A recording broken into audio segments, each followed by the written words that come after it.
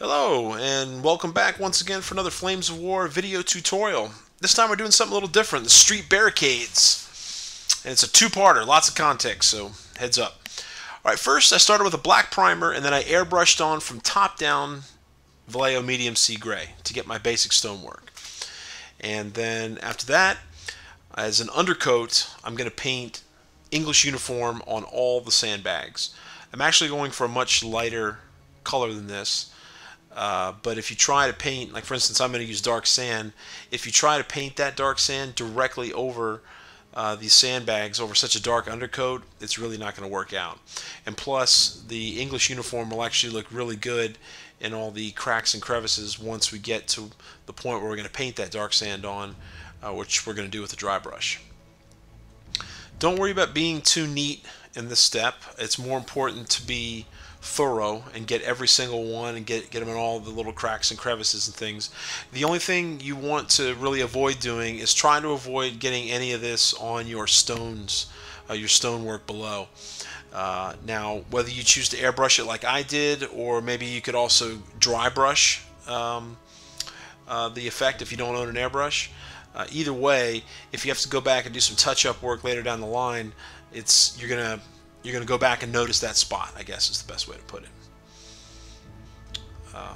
But I think as you get to sit down and paint your own barricades, you're gonna see that there is just a wealth of sculpted detail in here, and a lot of places where you can, choose your own paint schemes and really personalize things. It's actually a really interesting piece. This is definitely one of the more entertaining paint jobs that I've done. This is actually my third set of barricades I've painted up.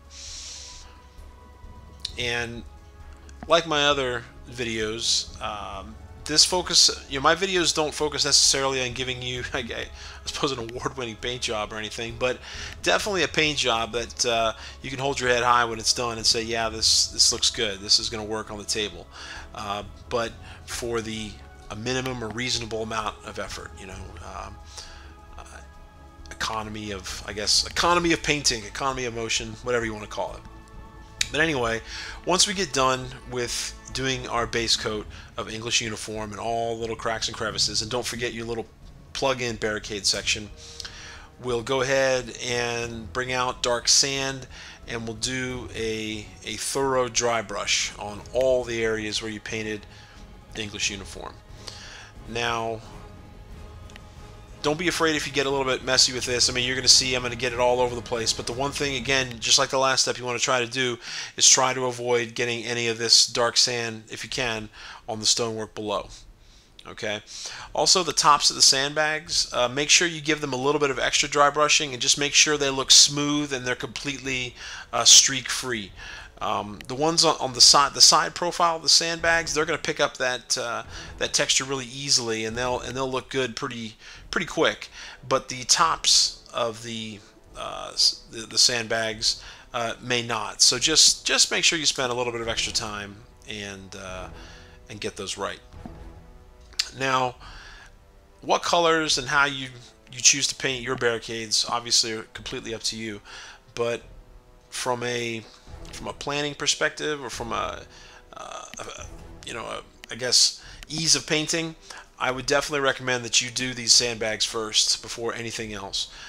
This is definitely the messiest step you're going to have to do, and all that scatter when you're doing this dry brushing, getting all over everything else, all that stuff's going to get taken care of later down the line when you paint the actual base coat colors on there. But if you decide to paint the other things first and save the sandbags till later, you're going to find that it's a lot more difficult to get your dry brush in there and get the same effect, I guess. Now, of course, you could paint them sandbag by hand. Certainly a possibility there, but and I'm sure they'll look fantastic, but you'll be busy. You'll be spending a lot of time doing that. Now, of course, don't forget, you get two removable barricade sections. One of them is this kind of extra barricade, I'll say, a mini barricade, and the other is an overturned truck. And that piece you'll see in part 2 of the video. Not a bad idea once you get done with each stage, particularly this dry brush stage, of set your insert inside the barricade and kind of make sure that you're consistent, so they look like they belong together. All right, now we're going to paint. There's a lot of wood in this piece, and I've chosen to use 3 different colors because I wanted to have a little bit of variety, create a little bit more interest. And the 3 colors I've chosen, I arranged them in dark to light order. Okay, so the darkest one out of the 3 that I picked is chocolate brown, what I'm using right here. And I'll get in a second here. I'll get and explain why I did that. But with the chocolate brown step here, paint about 1/3 of the wooden objects you see here with this. Okay, might not be a bad idea to, like, if you've got similar crates that are sitting next to each other, of maybe using the same color on them, whatever color you choose it to be, like they came from the same place, basically.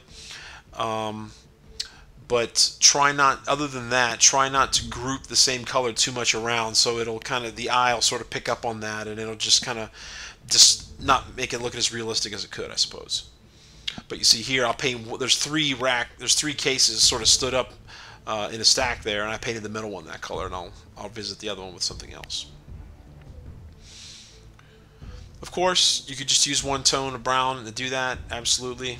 That would completely work, but I think you'll see when we get to the final result here that using some variety, even if it's only slight, the eye will pick up on it, and it'll just make it look more interesting and that much more realistic.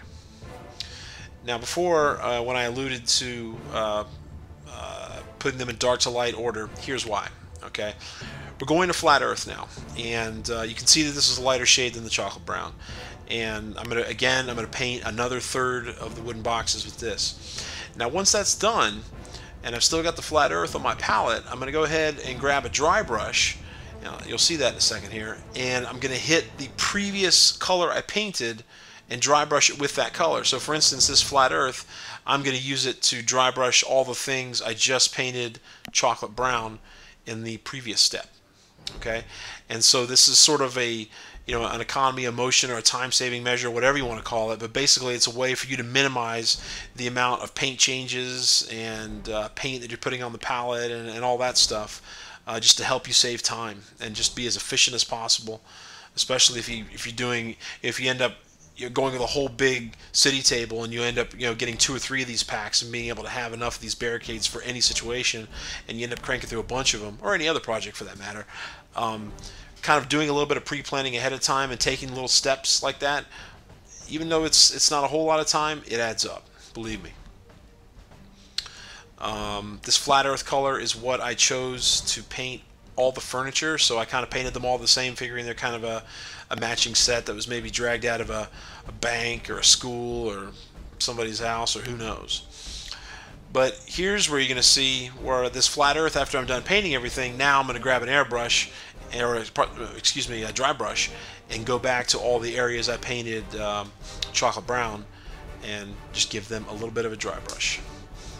Nothing crazy, just a little bit of extra work there to make them pop out, stand out a little bit more, look nice. And of course, do not neglect your mini barricade. Okay, you may as well paint it at the same time you're doing everything else.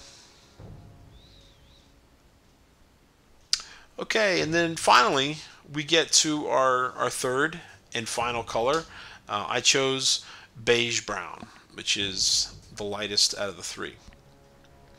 And once again, I'll finish off painting all the wooden crates and boxes with this, and when I get to the end of that, I'll use this as a dry brush color for everything I painted in the previous step, and maybe even a little bit on the chocolate brown as well.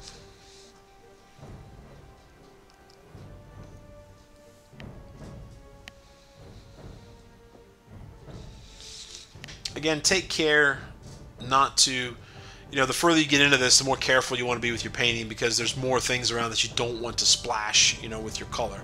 Obviously the stonework the whole time, but, the closer you get to the end, I guess the more careful you need to be. Okay.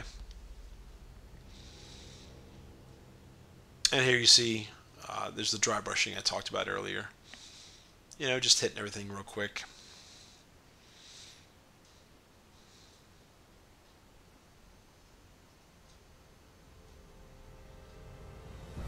No big deal.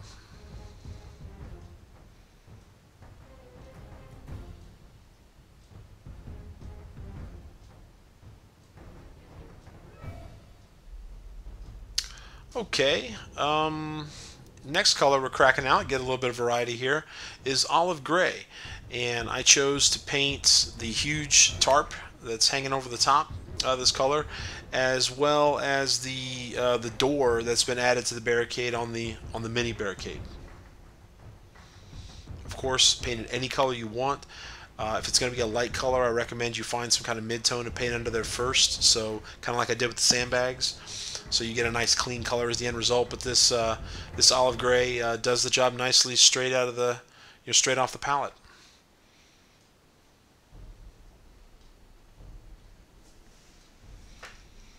And like I said, I'm going to use this to paint that door as well. That green door on the box cover art looked pretty good, I thought, so do the same thing. Alright, next we got to paint those filthy dirty mattresses laying out in the street, and I chose sky gray to do that. I kept the paint fairly thin just so I'd have some good control over it and I wouldn't show any brush strokes or anything. So I actually ended up having to come back and painting another layer on there just to make sure it got a nice clean coat of that. The sky gray also you can use is once you're done painting all your mattresses, wipe almost all of it off on a tissue and do a dry brush. And there's some crates in there that have spilling their contents to the ground, and since the stuff you've already sprayed it black and gray, you can just dry brush a little bit and there you go, you got your texture.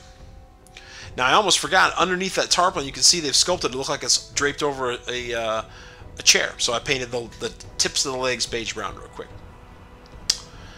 Alright, I was getting ready to wrap up part one here. Basically all the metal poles or kind of metallic things, I painted them all German gray, kind of like I do with my tanks. So that's these metal pieces. I painted the metal hardware and the spindles on those big spools in the barricade. I think there's 3 of them. And I also use this to paint the lamp post. That's been, although the window areas of the lamp post, I left those black. I also painted some the oil barrels, the oil drums. I used the German gray for that as well.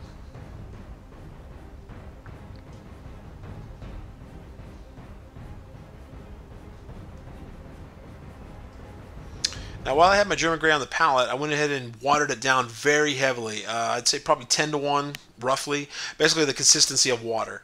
And what I'm using it for is I'm using it kind of as a wash on those mattresses. It'll pick out the detail, because you'll see they've sculpted, the sculptors actually got that detail of like the seam that runs along the edge of the mattress, and this wash will capture that very nicely. And if you put it over the rest of the surface, it'll also make it look kind of dirty and dingy, which, if your bedding's laying out in the street in a war zone, it's going to get a little dirty. I wouldn't sleep on it. Alright, cracked out some brass real quick. I just chose to paint that on the knobs because it stands out, just a little touch up. And don't forget your door on the mini barricade. Finally, the last step we're going to do in part one of our Street Barricade videos is the earth that is exposed from all the flagstones that have been torn up from the ground. And I chose to use Burnt Umber for that color, and I also painted the edges. Okay. So that'll wrap up this part of the video. Be sure to turn into part 2, where I'm going to finish off this barricade, and I'm also going to paint our overturned truck in a scheme you might not expect. Alright, so we'll see you then. Thanks for tuning into part 1. We really appreciate it.